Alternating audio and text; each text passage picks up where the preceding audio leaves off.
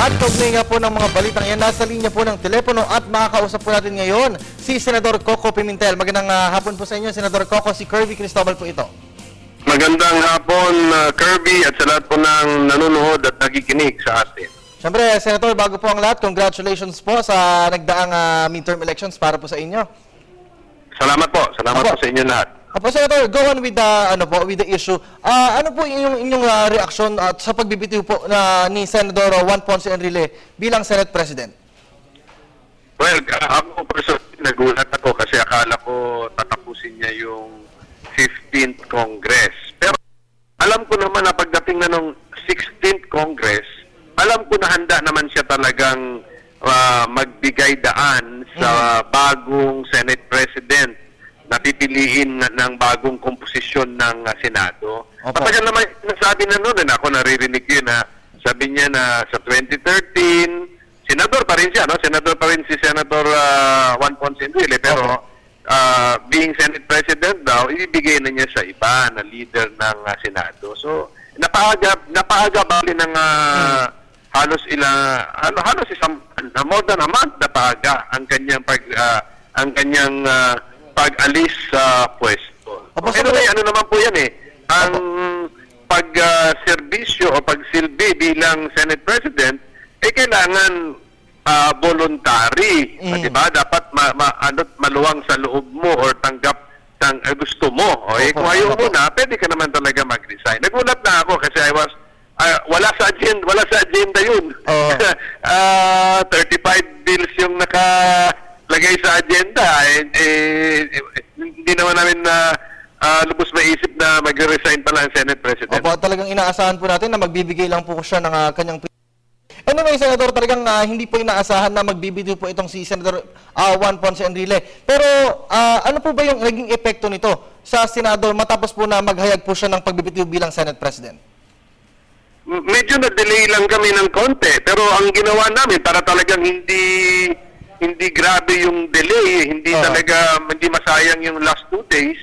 Ang ginawa na lang namin, pinatake effect namin yung rules na in case of resignation of the Senate President, the Senate President pro temp takes over as acting President. So yun lang po. Buti na lang ano na yan, yung scenario na ganito, na nagre-resign ng Senate President, covered na ng Senate rules. So, walang problema. Apo. Pero, Senator, kahapon po ay 7 bills po yung naipasa kahapon ng Senado. Doon po sa 7 yun, ano po ba yung pinakamahalagang bills na napagdiskusyonan po sa sesyon po kahapon? Well, pantay-pantay lang naman ang halaga ng mga yun.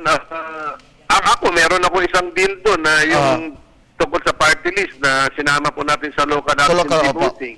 But that is actually remedial legislation. Sa pag-aralan na lang po ng mga abogado yung sabihin na remedial legislation para po tumugma yung batas natin sa practice sa ginagawa.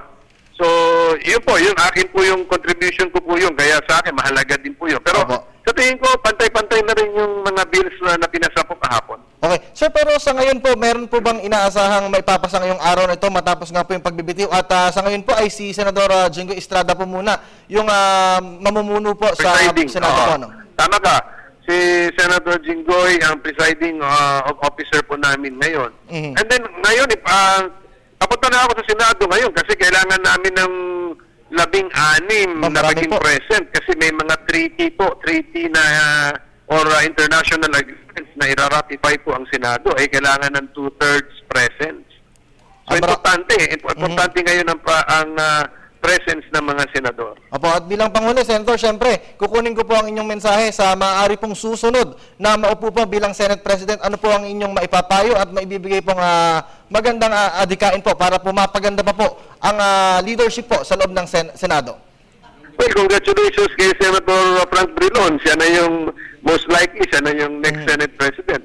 Wala naman ako maipapayo dyan, kaya nga ako bumuboto rin Senator Frank Drilon kasi alam ko na yung napakalawak na yung karanasan niya bilang senador, and then alam niya yung rules and regulations concerning the Senate, alam niya yung kultura ng Senado.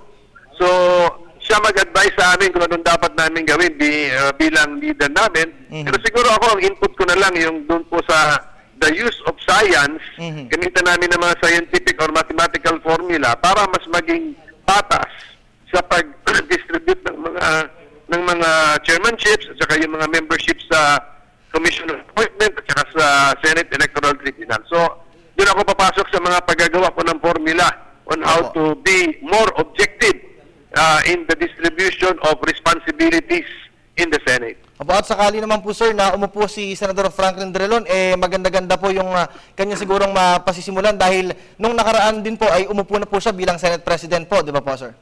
Opo. Full trust ako. Malaki kay Senator Frank Drilon. Ako nga ang unang nag-nominate, ang unang nagtukso sa kanya. Mhm. Panahon pa ng kampanya na sabi ko, incoming Senate President. Alam ko po yung kanyang kakayahan. Nakita ko nung si Senator Recto, chairman ng Senate Ways and Means. So kanino kami pumunta para mag-take over doon sa syntax bill. Kay Senator Frank Drilon kami tumakbo para Opo, siya sir. mag-take over. Opo. Ganun po yung abilidad po ni Senator Frank Drilon at wala akong kaduda-duda the 16th Congress under the Senate in the 16th Congress under his leadership will be an efficient working Senate. Alright. Alam ko po sir, medyo busy na po kayo sa mga susunod na oras. Maraming salamat po sa pagpapaunlak niyo po sa amin. Hanggang sa muli po si Senador Coco Pimentel po. Salamat po sa inyo lahat. Apo.